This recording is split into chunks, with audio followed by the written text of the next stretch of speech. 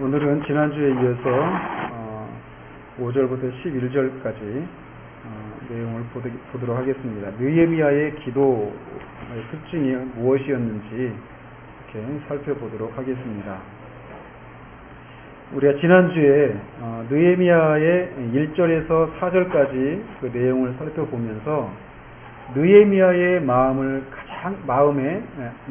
사로잡고 있었던 가장 큰 관심사는 하나님의 이름이 걸려있는 신앙 공동체인 이스라엘, 그리고 특별히 하나님의 이름을 두시려고 택한 곳이라고 이 구절에 나오는 것처럼 그 하나님의 이름을 두시려고 택한 곳인 예루살렘의 그 상황에 그의 관심이, 그의 마음이 그것에 가장 큰 관심을 두고 있었다라고 말씀을 드렸습니다. 그는 술관원으로서 굉장히 호의호식하며 살 수 있는 그런 위치에 있었던 사람이지만 그 일신상의 어떤 안락함을 쫓는 그런 삶이 아니라 하나님의 이름으로 일컬어지는 하나님의 백성 공동체의 영적인 상황에 그의 관심을 가장 크게 두고 있었다라는 것을 우리가 살펴보았습니다. 그런데 그런 관심을 두고 있었던 느헤미야에게 들려온 소식은 이 예루살렘에 있는 이 사로잡힘을 면하고 남아있는 사람들, 그 중에는 포로로 잡혀있다가 귀환한 사람들도 있겠고, 처음부터 포로로 잡혀가지 않았던 사람들의 후손들도 섞여 있겠죠. 그런 사람들, 예루살렘에 남아있는 사람들의 상황이 성벽이 다 무너지고 성벽문이 다 불타 있는, 그리고 능욕과 환란을 당하고 있는 그런 상황이다라고 하는 얘기를 들었을 때 그가 슬피 울었다라고 말씀을 드렸습니다.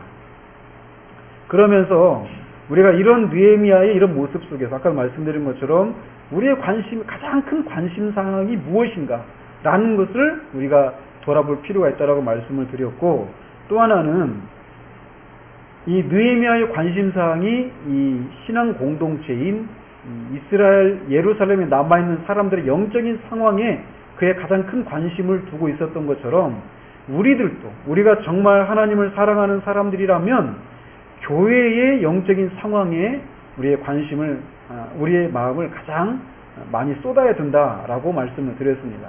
하나님을 아버지와 같이, 교회를 어머니와 같이 사랑하지 않는 사람은 하나님을 아버지라 부를 자격이 없다라고 말했던 칼빈 선생의 얘기처럼 하나님을 사랑하면 반드시 하나님의 이름이 걸려있는 교회를 사랑하게 되어 있단 말이에요. 그래서 우리들의 관심이 이렇게 교회의 영적인 상황이 어떠한가, 이것에 우리들의 관심을 둬야 된다라고 말씀을 드렸습니다. 그러면서 그런 이 예루살렘의 외적이고 그 외적인 상황을 통해 드러나는 영적인 상황을 인한 그 슬픔을 인해서 느헤미야가 곧장 취했던 행동은 하늘에 계신 하늘의 하나님 앞에 금식하며 기도했다라고 이렇게 말씀을 드렸습니다. 왜냐하면 그 상황을 바꿔주실 수 있는 분은 하늘에 계신 하나님 한 분밖에 없기 때문이다라고 말씀을 드렸습니다. 그러면서 이제 5절부터 11절까지의 내용을 통해서 그가 어떻게 기도했는가, 그 기도의 특징에 대해서 살펴보도록 하겠습니다. 특별히 5절에 보면 하늘의 하나님 여호와 크고 두려우신 하나님이여, 주를 사랑하고 주의 계명을 지키는 자에게 언약을 지키시며 긍휼을 베푸시는 주여 간구하나이다 이렇게 되어 있는데, 이 기도는 다니엘서 9장 4절에 있는 기도하고 유사합니다. 다니엘서 9장 4절에 보면 이렇게 되어 있어요. 지금 제가 읽어드릴 테니까 이 5절하고 어떻게 비슷한지 한번 들어보셔요. 내 하나님 여호와께 기도하며 자복하여 이르기를, 여기는 그렇고 여기서부터 비슷해요. 크시고 두려워할 주 하나님, 주를 사랑하고 주의 계명을 지키는 자를 위하여 언약을 지키시고 그에게 인자를 베푸시는 이시여. 다니엘의 기도하고 비슷하죠, 그죠? 그러면서 이 다니엘의 기도와 이렇게 유사한 기도를 느헤미야가 하나님 앞에 올려드리고 있는데, 그가 하나님을 부르는 하나님에 대한 그 수식어가 어떻게 되어 있느냐면 하늘의 하나님 여호와 크고 두려우신 하나님이요 라고 부르고 있다라는 거예요. 그 하나님을 부를 때 크고 두려우신 하나님이라고 부르고 있는 것에 우리가 주목할 필요가 있다라는 거예요. 우리가 살고 있는 이 시대는 하나님에 대한 개념이 굉장히 경박한 개념들이 자리를 하고 있습니다.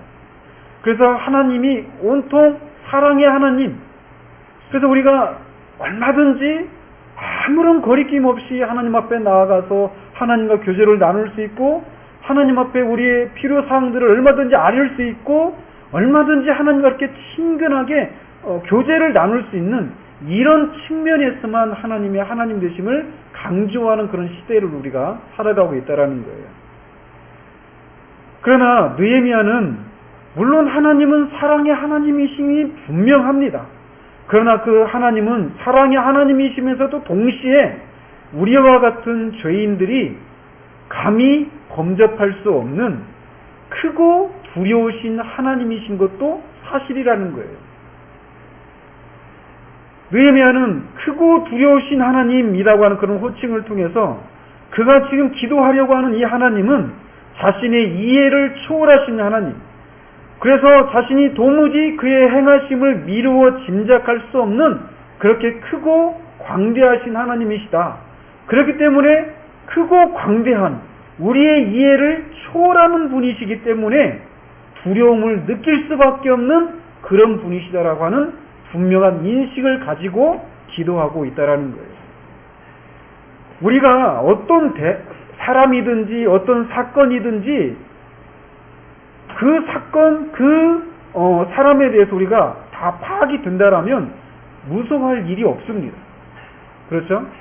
근데 어떤 상황이, 어떤 사람이 우리의 이해를, 우리의 상식과 우리의 지식과 우리의 경험을 초월하는 어떤 그런 상황이고 그런 사람이라고 한다면 우리가 두려움을 가지게 돼요.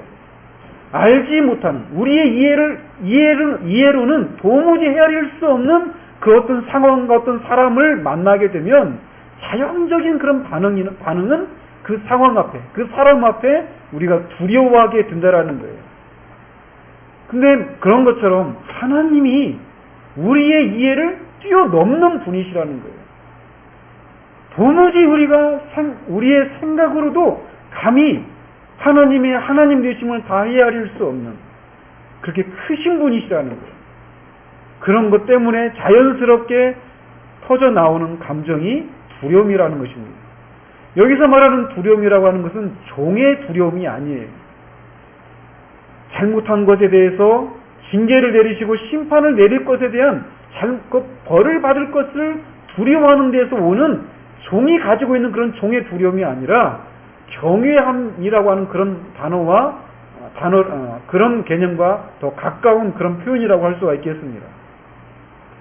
그래서 이것은 마치 느헤미야가 크고 두려우신 하나님이라고 하는 이런 호칭을 사용할 때 그가 하나님 앞에서 두려워하는 이 두려움은 예수 그리스도를 이렇게 만났을 때 베드로가 예수님이 설교를 다 하시고 나서 깊은 곳에 그물을 던져라 라고 하는 이 말씀을 순종해서 그물을 던졌을 때 그물이 찢어질 정도로 많은 고기가 잡혔을 때 베드로가 취했던 행동이 주님 때문에 내가 주님의 말씀에 순종했더니 이렇게 대박이 났다 하면서 감사하고 기뻐하고 할렐루야 하면서 외치고 찬송을 한 것이 아니라 그 주님 앞에 바로 무릎을 꿇고 엎드려서 주여 나는 죄인이로소이다 나를 떠나소서 라고 말했을 때 느꼈던 그 두려움이 느헤미야가 크고 두려우신 하나님이라고 말하는 그 표현 속에 담겨있는 개념이라는 거예요.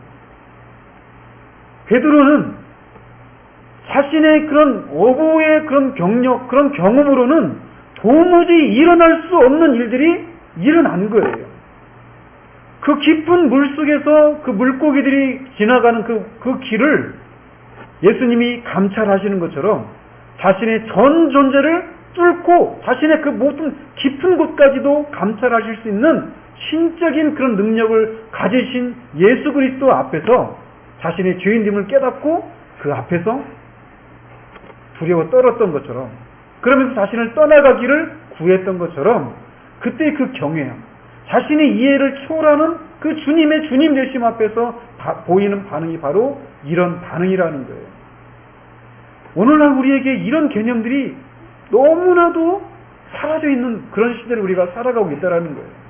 아까도 말씀드린 것처럼 하나님의 친밀하심, 하나님의 사랑, 이런 측면들이 너무나도 부각되어 있는 그런 시대를 우리가 살고 있는데, 이 느헤미야가 기도하는 것처럼, 다니엘이 기도하는 것처럼, 모든 신앙의 그 선조들이 그들의 기도와 그 하나님 앞에서 보였던 그런 반응들처럼 하나님을 향한 그런 경외하는 마음에서 나오는 두려움, 우리의 이해를 초월하는 그 하나님의 하나님 되심 앞에서 우리가 두려워하고 그 앞에 엎드리는 그런 겸비함이 우리의 기도 생활 가운데, 우리의 신앙 생활 가운데 회복되어지기를 바랍니다.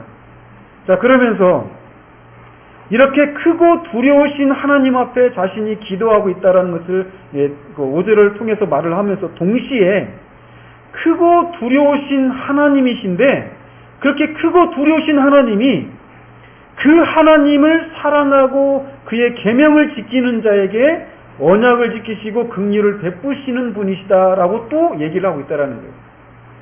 즉, 앞에는 크고 두려움이라고 하는 그런 하나님을 언급하고 있다면, 뒤에는 그런 하나님을 사랑할 수 있는 그런 분이다라고 또 얘기를 하고 있다는 거예요. 그러니까 결국은 뭐냐면, 이 두 개념이 하나님을 향한 두려움이 하나님을 향한 친밀함을 몰아내거나, 하나님을 향한 친밀함이 하나님을 향한 경외함을 무시하는 그런 신앙은 옳지 않다라는 거예요. 이 두 가지 개념이 균형을 잡고 같이 우리 안에 자리하고 있어야 된다라는 거예요. 하나님을 향한 경외함과 또 동시에 하나님을 향한 사랑, 하나님을 향한 친밀함, 이 개념이 같이 우리 기도하는 우리의 기도 속에, 우리의 신앙 속에 같이 균형을 잡고 있어야 된다라는 것을 이런 표현을 통해서 우리가 살펴볼 수가 있다라는 것입니다. 그러면서 주를 사랑하고 주의 계명을 지키는 자에게라고 하는 그런 표현을 통해서 우리가 하나님은 분명히 크고 두려우신 분이시고, 그래서 우리가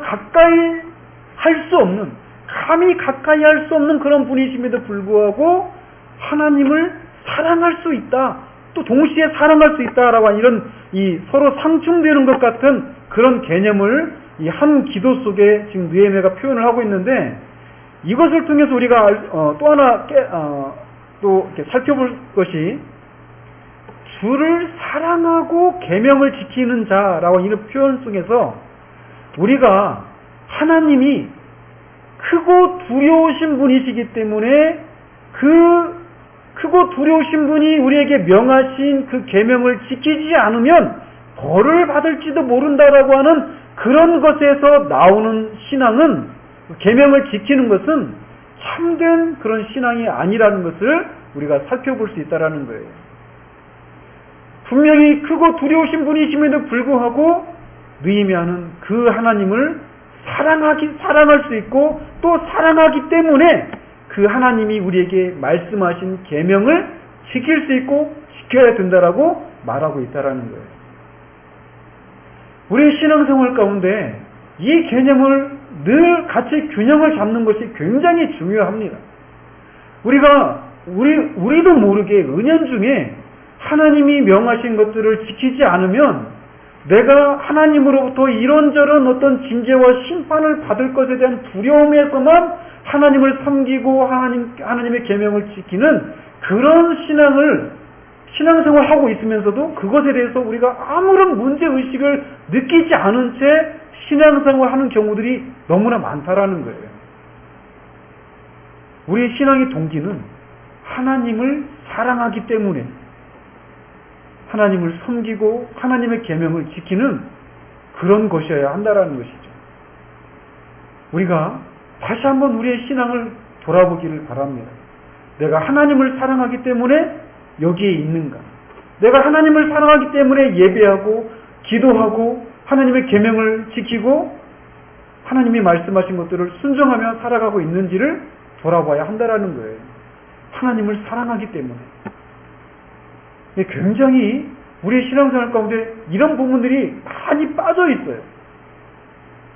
우리도 모르게 습관적이고 아니면은 하지 않으면 벌을 받을 것에 대한 그런 개념도 많잖아요.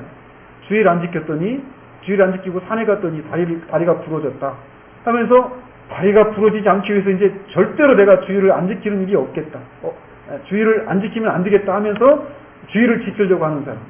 작년에 제가 만났습니다. 그런 사람이 있어요. 지금도 많이 있단 말이에요. 11절을 떼먹으면 하나님이 우리의 살림을 다 걷어가시지 않을까 이런 두려움 때문에 11절을 하는 사람들 굉장히 많다라는 거예요. 그러나 신앙의 동기는 하나님을 사랑하는 것으로부터 나와야 한다라는 것입니다. 자, 그러면서 하나님을 사랑하고 주를 사랑하고 주의 계명을 지키는 자에게 언약을 지키시는 분이시다라고 말씀하고 계십니다. 언약을 지키실 뿐만 아니라 긍휼을 베푸시는 하나님이라고 느헤미야가 분명하게 얘기를 하고 있는데 이것도 그가 말씀을 의지해서 얘기하고 있어요. 신명기 5장 10절에 보면 나를 사랑하고 내 계명을 지키는 자에게는 천대까지 은혜를 베푸느니라. 하나님께서 친히 이렇게 말씀을 하셨단 말이에요. 하나님이 그렇게 말씀하신 이 말씀을 의지해서 하나님의 그 계명을 지키는 자들에게 언약을 지키고 긍휼을 베푸시는 하나님이라고 하는 분명한 인식을 가지고 그가 기도하고 있다라는 거예요. 즉 5절을 통해서 우리가 살펴봐야 될 것은 결론적으로 우리가 기도할 때 우리의 기도를 들으시는 하나님이 어떤 분이신가에 대한 분명한 인식을 가지고 기도를 해야 한다라는 거예요.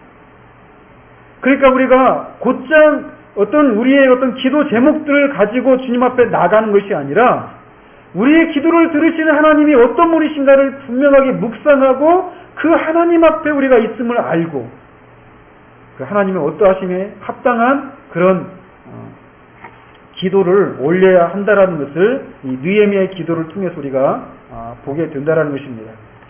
자, 그러면서 6절에서 7절까지를 보면 느헤미야가 기도하는 그 5절은 그 기도를 들으시는 하나님이 어떤 분이신가에 대한 분명한 인식에서 이제 출발한 그런 기도를 시작을 하고 있다라면 이제 본격적으로 기도의 내용들을 이제 6절에서부터 언급을 하고 있습니다. 그러면서 이제 종이 주의 종들인 이스라엘 자손을 위하여 주야로 기도하오며 우리 이스라엘 자손이 주께 범죄한 죄들을 자복하오니 라고 기도를 하고 있습니다. 지금 느헤미야가 기도하고 있는 그 상황은 지금 이 이스라엘 백성들이 하나님의 계명에 불순종해서 포로로 잡혀가 있었던 그 시대입니다. 그러니까 지금 포로로 잡혀가서 저번 주에도 말씀드린 것처럼 두 번에 걸쳐서 이미 이제 포로 귀환이 이루어졌고 지금 느헤미야가 이후에 이제 이후에 세 번째로 예루살렘으로 귀환을 하게 되는데 여전히 지금 그 상황, 그러니까 하나님께서 이스라엘 백성들을 포로 생활에서 돌아오게 하는 이 상황이 완전히 끝난 것은 아니라는 거예요. 그것에 대한 증거들이 아까 1절에서 3절에서 나와 있는 그런 내용들일 수도 있고 여전히 바벨론에 남아있는 많은 이스라엘 백성들이 포로로 남아있는 그 상황들이 아직도 이 이스라엘 백성들이 하나님으로부터 완전한 그런 회복이 이루어진 그런 상황이라고 할 수가 없는 그런 상황이라는 거예요. 그런데 그런 상황인데 그 이스라엘 자손들이 여전히 하나님 앞에 주의 종들이다라고 하는 그런 믿음을 지금 이 표현을 통해서 말을 하고 있다라는 거예요. 즉 하나님의 징계가 여전히 지금도 남아있는 그런 그런 상황 가운데 있는데도 여전히 그가 주의 종들이다. 우리가 여전히 주님의 종들이다 라고 하는 것을 하나님 앞에 상기시켜 드리고 있다라는 거예요. 그러니까 우리가 주에서도 그런 표현이 나와서 주에서 한번 더 이렇게 언급을 하도록 하겠습니다. 자, 그러면서 주야로 이스라엘 자손을 위하여 주야로 기도하오며 라고 얘기를 하는데 이 주야로 기도한다라고 할 때 그냥 이 느헤미야가 하루 정도 며칠만 기도했던 것이 아닙니다. 이 1절에 나와 있는 것처럼 이 일이 발단이 기슬로월에 있었어요. 아닥사스다 왕 제20년 기슬로월. 기슬로월은 오늘날의 태양력을 따지면 11월에서 12월 사이를 가리킨다라고 말씀을 드렸어요. 그런데 이 느헤미야가 이제 아닥사스다 왕 앞에 이 상황을 아뢰는 게 언제냐면 니산월이에요. 2장 1절에 보면 니산월에 아닥사스다 왕에게 이 내용을 얘기를 합니다. 그러니까 니산월은 또 언제냐면 오늘날 달력을 따지면 태양력을 따지면 3월에서 4월이에요. 그러니까 11월부터 기도한 것을 3월에 가서 3월달까지 그러니까 근 4개월 정도를 계속 기도해 왔던 거예요. 그 내용을 지금 기록하고 있는 것입니다. 그러니까 주야로 기도한다라는 거예요. 그러면서 그렇게 거의 4개월 정도를 이 상황을 놓고 하나님 앞에 기도해 오고 있다라는 것입니다. 그러면서 자신들이 우리 이스라엘 자손이 주께 범죄한 죄들을 자복한다라고 말을 하고 있습니다. 지금 자신의 그러면서 6절 후반부에 보면은 나와 내 아버지의 집이 범죄하여라고 말을 하고 있어서 이스라엘 자손들이 죄를 지어서 이스라엘 백성들이 바벨론의 포로로 잡혀가는 것이 느헤미야가 태어나기 거의 140년 전에 있었던 일이에요. 140년 전에 느헤미야의 조상들이 지었던 그 죄 때문에 이스라엘 백성들이 포로로 잡혀갔는데, 즉 느헤미야는 지금 그 직접적인 당사자가 아니란 말이에요. 하나님의 심판을 받게 되는 그 직접적인 당사자가 아님에도 불구하고 마치 그 상황이 자신의 죄로 말미암아 일어난 일이라고 하는 이런 개념을 가지고 있는 거예요. 즉, 이 상황이 자기하고는 무관한, 나는 이런 심판을 받을 만한 죄를 짓지 않았다라고 하면서 자신은 무관한 그 상황과 관계가 없는 것처럼 한 발 뗀 채로 이렇게 제3자의 입장에서 기도하는 것이 아니라 지금 이스라엘 백성들이 지금 당하고 있는 이 상황이 자신들의 조상들의 죄로 인한 것이지만 그 상황에 자신들도 연루되어 있다는 것을 지금 그런 연대의식을 가지고 기도하고 있다는 거예요. 그러니까 우리가 있잖아요. 누군가 어떤 개인을 위해서 기도할 때도 마찬가지고 교회를 위해서 기도할 때도 마찬가지고 나는 하나님 앞에서 제대로 신앙생활하고 있는데 우리 교회에 있는 어떤 문제 있는 어떤 집사, 문제 있는 권사, 죄송합니다. 한 분밖에 없는데 그 사람 때문에 지금 우리 교회 이 상황이 이래 하면서 나는 그 상황하고 상관이 없는 것처럼 생각하면서 기도해서는 안 된다라는 거예요. 우리가 연대의식을 갖는 것이 필요하다라는 거예요. 연대의식을. 우리 교회가 이 시대에 하나님의 교회들을 위해서 기도할 때도 마찬가지예요. 우리 교회는 잘 되고 있고 아무런 문제가 없는데 다른 교회만 문제가 있다면서 우리는 그 상황에 연루가 안 되어 있는 것처럼 생각하면서 기도해서는 안 된다라는 거예요. 왜? 그들의 그 영적인 상황은 우리와 뗄래야 뗄 수가 없는 거예요. 왜? 그들에게도 하나님 이름이 걸려있고 우리에게도 하나님의 이름이 걸려있는 거예요. 그렇기 때문에 우리가 이런 연대의식을 갖는 거 굉장히 중요합니다. 그들의 문제가 아니라 우리의 문제라는 거예요. 그러면서 7절에도 주를 향하여 크게 악을 행하여 주께서 주의 종 모세에게 명령하신 계명과 율례와 규례를 지키지 아니하였나이다. 이렇게 말하면서 모세에게 준 율법, 그러니까 율법과 계명과 규례, 계명과 율례와 규례, 이거는 거의 율법에 대한 다른 표현들이다라고 생각을 하시면 될 것 같습니다.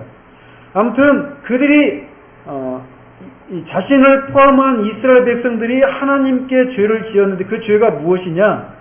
하나님이 모세를 통해 주신 이 계명을 어긴 그 죄를 지었다라는 거예요. 그러니까 죄가 무엇이냐면 하나님의 계명을 어기는 게 죄예요. 하나님의 계명은 뭐냐? 하나님의 뜻이에요. 즉 그러니까 죄라고 하는 것은 하나님의 뜻에 순종하지 않고 불순종하는 거예요. 그게 바로 죄라는 거예요. 그러니까 우리는 죄라고 하는 개념을 그러니까 하나님과 관련을 지어서만 생각할 수 있는 거예요. 하나님의 뜻을 거스르는 그런 죄를 지었다라는 거죠. 그가 그러면서 기도를 하는데 8절에 옛적에 주께서 주의 종 모세에게 명령하여 이르시되 만일 너희가 범죄하면 내가 너희를 여러 나라 가운데 흩을 것이요 만일 내게로 돌아와 내 계명을 지켜 행하면 너희 쫓긴 자가 하늘 끝에 있을지라도 내가 거기서부터 그들을 모아 내 이름을 두려고 택한 곳에 돌아오게 하리라 하신 말씀을 이제 청하건대 기억하옵소서라고 기도하고 있습니다.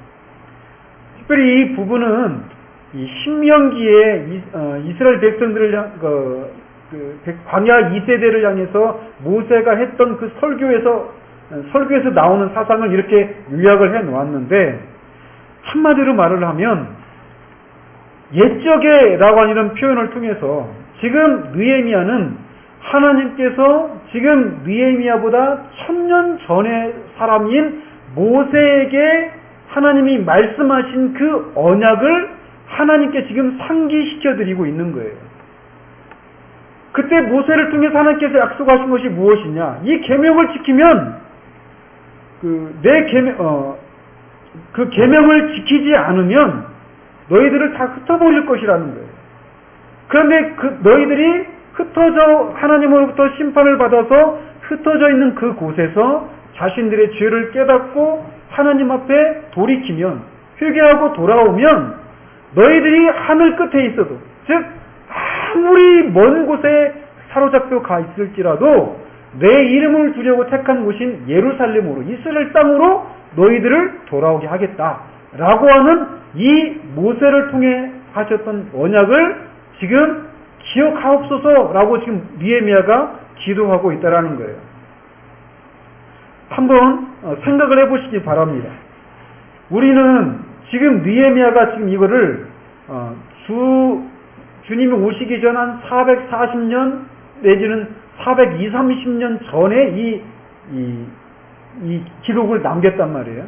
그러니까 이때로부터 그러니까 거의 한 2400년이 흐른 뒤에 우리는 지금 이렇게 객관자적인 그런 입장에서 지금 보고 있는 거예요. 그런데 느헤미야의 그 당시의 입장을 한번 생각해 보시자는 거죠. 우리로부터는 2400년 전의 느헤미야는 2400년 전의 사람이지만 느헤미야의 입장에서 모세는 1000년 전의 사람이에요. 1000년 전의 사람인 모세를 통해서 주신 하나님의 약속, 언약을 지금 그가 붙들고 하나님 앞에 기도하고 있는 거예요. 우리가 느헤미야를 읽어보면 알겠지만 느헤미야는 선지서들에 나오는 것처럼 여호와께서 가라사대 이런 표현이 한 군데도 나오질 않습니다. 느헤미야가 여기서도 기도하고 뒤에서도 2차례 정도 더 기도를 하거든요. 하나님 앞에. 그런데 그 기도에 하나님이 응답하여 가라사대 이런 게 없어요. 그냥 그가 1000년 전에 모세에게 약속하신 그 약속을 붙들고 믿음으로 기도하고 있을 뿐이에요. 마치 우리와 같이 말이죠.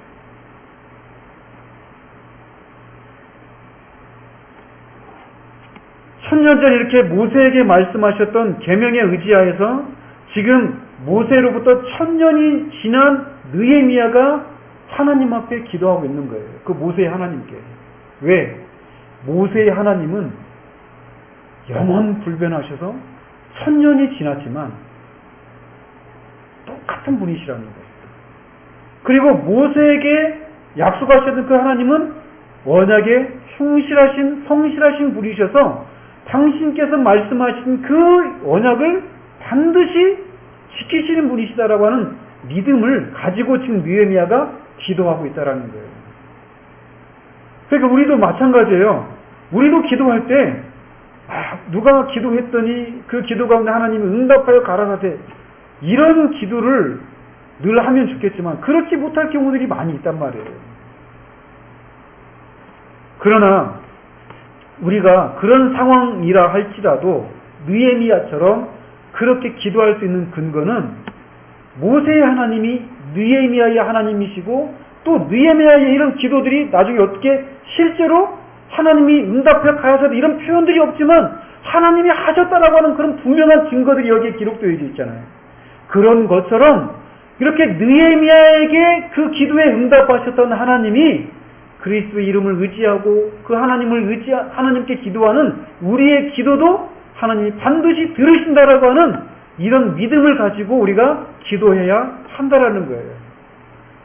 모세의 하나님이 느헤미야의 하나님이고, 느헤미야의 하나님이 그리스도로 말미암아 우리의 하나님이십니다. 기도할 때 이 믿음이 없으면 우리가 하나님 앞에 기도할 수가 없어요. 기도 가운데 믿음의 요소가 굉장히 그래서 중요합니다. 그래서 히브리서 기자를 통해서 하나님께 믿음이 없으면 하나님을 기쁘시게 해드릴 수 없다라고 말을 하고 있는 거예요.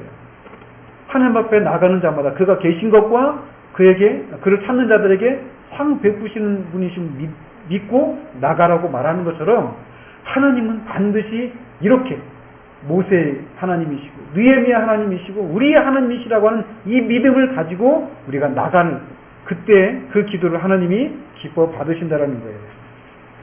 자, 그러면서 그것을 이렇게 기억하시도록 하나님 앞에 이제 청을 드리는데 10절에 보면 이들은 주께서 일찍이 큰 권능과 강한 손으로 구속하신 주의 종들이요 주의 백성이니이다 라고 말씀을 드리고 있어요. 아까도 앞에서 말씀드렸잖아요. 주의 종들이라고 하는 표현이 다시 한번 나오는데, 아까도 말씀드린 것처럼 이들이 하나님의 계명을 어기는 것 때문에 징계를 받아서 초래된 상황에 지금 연장선상에 있단 말이에요. 그런데도 그가 여전히 이들이 하나님의 종인들이다라고 하는 이런 인식을 분명히 그가 가지고 있다라는 거예요. 그래서 이들이 일찍이 큰 권능과 강한 손으로 구속하신 주의 종들이다, 주의 백성이다 라고 하나님 앞에 이스라엘 백성들이 어떤 백성들인지를 상기시켜드리고 있는데, 일찍이 큰 권능과 강한 손으로 구속하셨다라고 말할 때 그것은 출애굽을 가리킵니다. 출애굽의 과정 속에서 나타났던 10가지 재앙과 홍해를 가르고 이스라엘 백성들을 건지셨던 그 사건을 가리키는 거예요. 그러면서 이 똑같은 그런 표현이 이사야 선지자도 그것을 언급하고 있습니다. 63장 11절 14절에 보면 백성이 옛적 모세의 때를 기억하여 이르되 백성과 양떼의 목자를 바다에서 올라오게 하신 이가 이제 어디 계시냐? 그들 가운데 성령을 두신 이가 이제 어디 계시냐? 그의 영광의 팔이 모세의 오른손을 이끄시며 그의 이름을 영원하게 하려 하사 그들 앞에서 물을 갈라지게 하시고 그들을 기쁨으로 인도하시되 광야에 있는 말같이 넘어지지 않게 하신 이가 이제 어디 계시냐? 여호와의 영이 그들을 골짜기로 내려가는 가축같이 편히 쉬게 하셨도다. 주께서 이와 같이 주의 백성을 인도하사 이름을 영화롭게 하셨나이다 했느니라. 이사야도 이사야 63장에서 똑같이 이 상황을 언급을 하면서 하나님 앞에 기도하고 있어요. 우리가 저번에도 말씀드린 것처럼 이사야는 느헤미야보다 앞에 있었던 선지자입니다. 느헤미야가 지금 이사야가 했던 그런 기도와 비슷한 그런 개념을, 그런 그 사건을 연상시키면서 하나님 앞에 기도하고 있는 거예요. 하나님이 출애굽을 통해서 이스라엘 백성들을 건지셨던, 구속하셨던 그 백성들이 바로 지금 이 곤고한 상황 가운데 있는 주의 백성들입니다 라고 하나님 앞에 말씀드리고 있는 거예요. 그들이 여전히 죄를 범한 백성들임에도 불구하고 여전히 하나님의 백성이라는 것입니다. 그래서 똑같이 그 이사야 선지자 63장 16절에서 이렇게 말을 하고 있어요. 주는 우리 아버지시라. 아브라함은 우리를 모르고 이스라엘은 우리를 인정하지 아니할지라도 여호와여 주는 우리의 아버지시라. 옛날부터 주의 이름을 우리의 구속자라 하셨거늘 이라고 얘기를 하고 있는 거예요. 아브라함도 우리를 모르고 이스라엘도 우리를 인정하지 않아요. 나는 너희들 같은 그렇게 불순종하고 하나님의 계명을 수시로 무시하는 그런 후손을 둔 적이 없다. 나는 너희들 같은 후손을 둔 것이 부끄럽다 라고 말할 수밖에 없는 그런 모습들이에요. 아브라함과 이스라엘, 야곱이 그렇게 그 이스라엘 백성들의 상황을 보면서 그렇게 인정하지도 않고 모른다라고 할 수밖에 없는 그런 비참한 상황 가운데 있지만, 그럼에도 불구하고 주는 우리의 아버지시고 우리의 구속자다라고 이사야 선지자가 얘기하는 것처럼 느헤미야도 동일하게 지금 하나님의 계명에 불순종해서 이런 비참한 상황 가운데 있지만, 그럼에도 불구하고 우리가 여전히 주님의 종들이고 주님은 우리의 아버지시고 우리의 구속자이십니다. 그러니 이 상황 가운데 개입해 주십시오 라고 기도하고 있는 거예요. 그러니까 기도할 때 우리와 하나님과의 관계가 어떤 관계인가에 대한 이 확신이 없으면 깊은 기도, 확신 있는 기도, 힘이 있는 기도, 자유함과 담대함이 있는 기도를 할 수가 없는 거예요. 그러나 이 느헤미야가 이 옛날에 그 하나님이 그들을 건지셨던 그 사건들을 기억하면서 여전히 그때 그 이스라엘 백성들과는 너무 동떨어져 있는 그런 비참한 상황 가운데 있을지라도 여전히 자신들이 하나님의 백성들인 것을 하나님 앞에 기억을 시켜드리면서 기도하고 있는 것처럼 우리에게도 이런 믿음이 필요하다라는 거예요. 우리가 하나님 앞에 죄를 지으면 우리가 곧장 기도 가운데 금방 그런 걸림이 우리 가운데 생겨납니다. 자유함이 없어요. 끊임없이 죄를 지은 것 때문에 오는 그런 양심의 송사와 사단의 참소 때문에 기도 가운데 그런 자유함을 잃어버리고 담대함이 없이 하나님 앞에 끙끙대며 있기가 쉽단 말이에요. 그러나 그럴 때 우리가 개인적으로든 교회를 위해서 기도할 때든 우리가 이 믿음이 필요하다라는 거예요. 하나님이 이스라엘 백성들을 이 홍해에서 10가지 재앙과 10가지 재앙을 그리고 또 홍해를 가르시게 하면서 이들을 건지게 한 결과 나타난 결과가 무엇이냐면 이사야서 63장 19절에 이렇게 되어 있어요. 우리는 주의 다스림을 받지 못하는 자 같으며 주의 이름으로 일컬음을 받지 못하는 자 같이 되었나이다 라고 말하는데, 이거 거꾸로 말하면 하나님께서 이스라엘 백성들을 그렇게 애굽에서 출애굽을 시키신 결과 나타난 현상이 무엇이냐면 이스라엘 백성들이 하나님의 다스림을 받고 있고 또 하나님의 이름으로 일컬음을 받고 있는 백성이다 라고 하는 것이 확연하게 드러났었는데, 지금은 이들의 죄악으로 말미암아 하나님이 더 이상 그들을 다스리지 않는 것 같고 하나님의 이름으로 일컬음을 받지 못하고 있는 것 같은 그런 상황이 되었다라는 거예요. 그러니 이 상황 가운데 하나님이 그냥 나그네처럼 가만히 계시지 말고 개입해 주십시오라고 기도하고 있는 것처럼 우리도 개인적으로 하나님 앞 이런 믿음의 기도를 올려드릴 필요가 있다라는 거예요. 하나님이 우리의 인생을 찾아오셔서 하나님을 향한 그리움과 갈망을 우리들의 심령 가운데 주셨어요. 그리고 하나님을 위해서 살고 싶고 하나님을 더 알고 싶고 하나님과 그 깊은 교제를 나누고 하나님의 영광을 위해서 살고 싶은 그런 소망을 주셨고, 그런 삶을 우리가 그런 소망을 가지고 있었을 때 우리에게는 기쁨이 있었고 삶의 의욕도 있었고 그런 생기들이 있었단 말이죠. 그런데 지금은 그런 것들이 나타나지를 않아요. 그래서 더 이상 하나님이 우리를 다스리지 않는 것 같고 하나님의 이름으로 우리가 더 이상 일컬음을 받지 못하는 것 같은 고아와 과부와 같은 그런 상황 가운데 우리가 있을 때 이것을 우리가 상기시켜드릴 필요가 있다라는 거예요. 하나님이 우리를 다스리고 계시고 또 하나님의 이름으로 우리를 일컬음 받는 그런 백성으로 우리를 삼으셔서 열방 가운데 우리를 통해서 하나님이 영광을 받으시기 위해서 우리가 원하지도 않았던 때 우리를 불러내시고 그렇게 구원의 은혜와 하나님의 영광을 위해 살고 싶은 그런 열망을 우리 가운데 주셨는데 우리의 죄악으로 말미암아 지금 그런 삶을 살지 못하는 비참한 상황 가운데 있는 우리들을 보면서 한때 그렇게 인생의 생기를 누리면서 살고 있었던 우리들을 보면서 야, 예수 믿는 게 저런 거구나 라고 말했던 사람들이 지금 그렇게 살지 못하는 우리들의 모습을 보면서 예수 믿는 거 별거 없네, 다 저렇게 한번 그런 기쁨에 사로잡히다가 이제는 시간이 지나면 그런 기쁨들을 다 상실한 채 그냥 핏기 없는 생기 없는 그런 모습으로 살아가는 것이 기독교 신앙의 전부인가 봐 라고 생각하게 되면 하나님의 영광에 누가 되는 그런 일이 일어나지 않겠습니까? 라고 말하면서 하나님의 영광을 위해서 우리를 새롭게 해주시기를 구하는 그런 믿음의 기도들이 우리 가운데 필요하다라는 거예요. 느헤미야가 지금 그것을 상기시켜드리고 있는 거예요. 이스라엘 백성 전체는 그냥 이스라엘 여러 열방 중에 한 민족이 아니라는 거죠. 하나님의 다스림을 받고 있는 백성이라는 것을 드러내기 위해서 하나님이 택하신 족속이라는 거예요. 우리도 마찬가지입니다.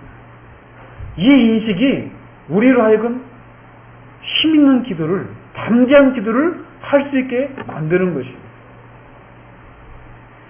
그래서 만일 우리가 우리 죄를 자백하면 그럼 미쁘시고 위로우사 우리 죄를 사하시며 우리를 모든 불의에서 깨끗하게 하실 것이요 라고 요한사도가 말했던 것처럼 우리의 죄를 인하여서 하나님 앞에 나아갈 담대함을 잃어버릴 때마다 여전히 그리스도의 보혈이 우리를 깨끗하게 하실 수 있다는 것을 우리가 믿고 그 보혈의 능력으로 우리를 깨끗게 해주실 뿐만 아니라 그것을 해주시지 않는 동안에는 하나님이 우리를 다스리시지 않는 것 같습니다. 하나님도 우리를 어떻게 하실 수 없는 우리의 이런 고집스러움과 우리의 연약함과 우리의 죄, 우리의 불순종을 하나님도, 전능하신 하나님도 어떻게 할 수가 없는 그런 하나님으로 드러나지 않겠습니까? 라고 하는 그런 말씀을 드리면서 하나님이 우리의 영혼을 회복시켜 주실 것을 기도해야 된다는 거예요. 우리 개인을 위해서 뿐만 아니라 교회의 영적인 상황을 위해서도 우리가 그렇게 기도를 해야 된다는 것입니다. 하나님께서 교회 역사 가운데 부흥을 허락하시고 교회를 교회되게 하셨던 그때 그 영광을 통해, 그 역사를 통해서 하나님이 영광을 받으셨던 것처럼 그 한때 교회가 그랬었는데 이제는 교회가 세상으로부터 지탄과 조롱과 비난의 대상이 되어버린 그런 것을 통해서는 하나님이 영광을 받으시지 못하는 일이 일어나지 않겠습니까? 라고 말하면서 하나님의 영광을 위해서 교회를 회복시켜 주실 것을 기도하는 우리가 되어야 한다는 것입니다.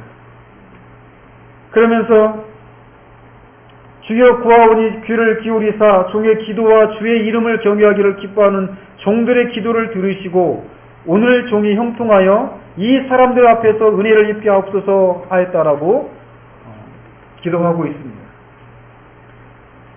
즉 지금 종의 기도와 주의 이름을 경외하기를 기뻐하는 종들의 기도라고 하고 있는데 지금 느헤미야는 지금 이렇게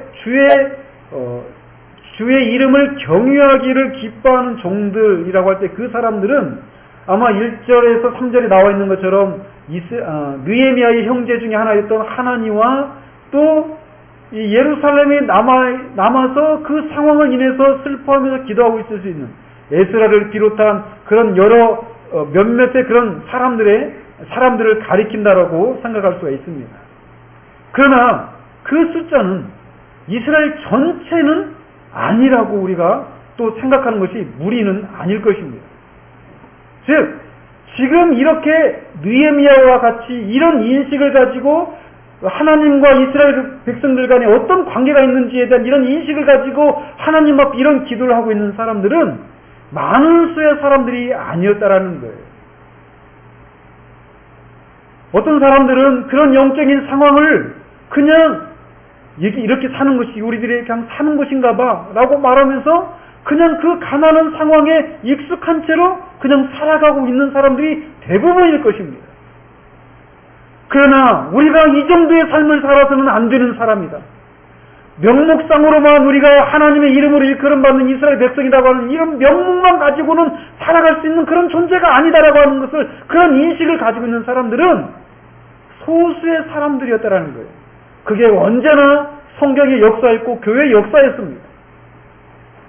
대다수의 사람들은 그런 영적인 상황들을 인식하지 못한 채 그냥 그 현실에 안주하면서 자신의 개인의 삶에 안락을 추구하면서 그냥 그렇게 살아갔어요. 그러나 소수의 사람들은 자신이 하나님의 이름이 걸려있다는 것을 인식하고 있는 사람들, 교회는 하나님의 영광을 드러내기 위한 기관이라고 하는, 신적인 기관이라고 하는 이런 인식을 가지고 있는 사람들은 언제나 소수였고, 그 소수들이 하는 기도는 비록 소수였지만 그 소수가 하는 기도를 들으시는 하나님이 전능하신 하나님이셨기 때문에 하나님은 그 소수의 기도하는 사람들의 기도를 사용하셔서 한 개인을 회복시키시고 한 공동체를 회복시키시고 한 교회를 회복시키시는 일들을 언제나 그 소수의 기도하는 사람들을 통해서 일해 오셨다라는 거예요. 기도는 굉장히 어려운 일입니다. 기도는 설교보다 더 어려워요. 성경 공부하고 교회를 섬기고 전도하고 하는 것보다 더 어려운 것이 기도입니다. 기도가 쉽다라고 생각하는 사람은 기도가 무엇인지를 모르는 사람입니다. 기도는 굉장히 어려운 영적인 노역입니다. 그 기도 가운데 엄청난 그런 믿음의 싸움들이 있어요. 기도할 자격이 없다라고 말하는 양심의 송사와 사단의 참소로 우리가 그 빗발치는 그 화살을 뚫고 나가야 되는 그런 싸움이 필요한 것이 기도예요. 그리고 여호와께서 가라사대라고 하는 그 말씀을 들을 수 없는 그 침묵의 시간들, 기다림의 시간들이 오랫동안 지속되는 일들이 비일비재한 것이 기도의 세계라는 거예요. 그렇기 때문에 기도는 쉬운 것이 아닙니다. 기도가 깊어지면 깊어질수록 기도가 쉽지 않다는 것을 더 알게 된다는 것이죠. 그러나 그 기도가 그런 것임에도 불구하고 하나님은 언제나 기도하는 사람들을 통해서 일하셨고, 또 기도하는 그 기도를 들으시는 하나님이 전능하시기 때문에 반드시 하나님을 찾는 자들에게 응답하시고 그 기도하는 자를 통해서 일하실 것이다라고 하는 그 믿음을 가지고 기도하는 사람들을 하나님이 지금도 찾고 계시다라는 거예요. 저와 여러분이 그런 사람들이 되어지기를 바랍니다. 정말 저도 하나님 앞에 요즘 계속해서 이제 새벽에 저 혼자 와서 기도하고 있는데, 기도하면서 저도 저 자신을 위해서 기도하는 기도 중에 하나가 뭐냐면, 기도가 더 깊어지기를 해요. 아니, 더 솔직하게는 기도가 회복되어지기를 해요. 기도가 회복되어지기를 위해서 기도합니다. 우리는 기도를 통해서 하나님이 열어놓으신 그 가능성들, 우리는 생각할 수가 없어요. 그 가능성들이 우리 모든 사람들에게 열려져 있다라는 거예요. 사랑하는 여러분, 우리 다시 한번 기도하는 우리가 되어지기를 바랍니다. 정말 우리가 다시 기도에 정말 단을 다시 한번 하나님 앞에 쌓는 우리가 되어지기를 바라요. 욕심이 피곤할 수도 있고 우리의 삶의 이런저런 것들 때문에 우리가 기도할 여력이 없는 그런 상황일 수도 있어요. 그러나 다시금 우리가 기도했으면 좋겠습니다.